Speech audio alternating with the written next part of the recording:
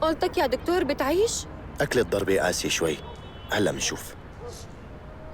هاتي لنشوف. حبيبتي جوزمانيا، لساتك ما شفتي شبابك، لساتك صغيرة.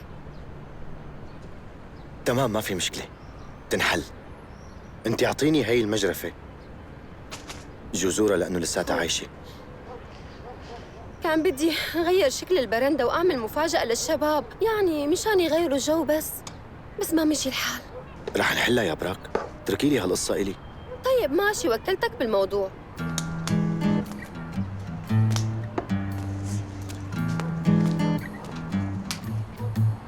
تعيش.